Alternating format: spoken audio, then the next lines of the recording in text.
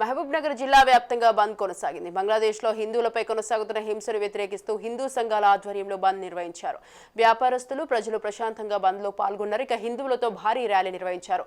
హింసను ప్రోత్సహిస్తున్న మతోన్మాదులు హిందువులపై దాడులు చేస్తున్నారని, చాలా క్రూరంగా హిందూ మహిళలను, పిల్లలను హింసిస్తున్నారని అన్నారు.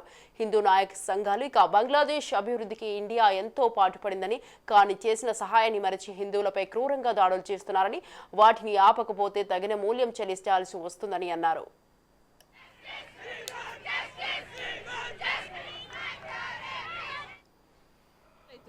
మిడిల్లో ఆగస్ట్ 15 కూడా అయిపోయింది. ఇండిపెండెన్స్ డే జరుపుకున్నారు, అన్న అయిపోయింది. కానీ ఇప్పటిదాకా జస్టిస్ గురించి కొంచెమన్నా వచ్చిందా? సెంట్రల్ గవర్నమెంట్ కొంచెమన్నా రెస్పాండ్ అయిందా? సరే, ర్యాలీలు చేస్తున్నాం, మా అంతకు మేము చేస్తున్నాం. ఒక అమ్మాయి జస్టిస్ కోసం పోరాడి ర్యాలీ చేసి ఇంటికి వెళ్లే మధ్యలో ఆమెను రేప్ చేసి మర్డర్ చేశారు. ఇదేనా మాకు కావాల్సిన రెస్పాన్స్? ఇది కాదు మాకు కావాల్సిన రెస్పాన్స్. మాకు కావాల్సిన రెస్పాన్స్ న్యాయం, జస్టిస్. బట్ రిటర్న్లో మాకు ఏం దొరుకుతుంది? గూన్స్ వస్తున్నారు, మెడికల్ కాలేజ్ మీద దాడి చేస్తున్నారు. ఏం చేస్తుంది గవర్నమెంట్? నాకు అర్థం కావట్లేదు. పోలీసులు ఎందుకున్నారు? గవర్నమెంట్ ఎందుకుంది? ఒక కాలేజ్ని కట్టి వదిలేయడం వరకు కాదు, దాన్ని మొత్తం రెస్పాన్సిబిలిటీ తీసుకోవాలి. ఫస్ట్ అక్కడ ఉన్న facilities, CCTVs, rest rooms, lights అన్నీ ఉన్నాయా లేదా చూసుకున్న తర్వాత కాలేజ్కి పర్మిషన్ ఇవ్వాలి. ఇది మెడికల్ కాలేజ్లో జరిగింది. మెడికల్ స్టూడెంట్స్ అందరు రోడ్ మీదకి ఎక్కారు. ఏ కాలేజ్లోనే జరగచ్చు, తర్వాత ఇంజనీరింగ్ కాలేజ్లో జరగచ్చు, ఎక్కడైనా జరగచ్చు. మరి ప్రజలు ఏం చేస్తున్నారో నాకు అర్థం అవ్వట్లేదు. నేను మీ అందరు తల్లిదండ్రులకు కూతురులా మాట్లాడుతున్నాను. మీరే పొద్దున మీ కూతురు అవుతే మీరు అందరు ఇలానే ఉంటారు, ఇలానే మౌనంగా ఉంటారా? ఎందుకు మేము మెడికోస్, మేము డాక్టర్లు ఎందుకు రోడ్ల పైన వచ్చి పోరాడాలి? మీరు ఎవరు పోరాడరు, ఇలానే రోడ్డు పైన అందరు వెళ్ళిపోతూ ఉంటారా? ఇలా మౌనంగా ఉంటే ఎప్పుడు రైట్స్ అన్ని అమలు అవుతాయి? నాకు అర్థం కాదు. కానీ మాకు హాస్పిటల్లో ఓటీ రూమ్స్ ప్రాపర్గా ఉండవు. సెకండ్ థింగ్ ఏంది అని అంటే, దీని మీద ఏ గవర్నమెంట్ స్పందించదు అసలు.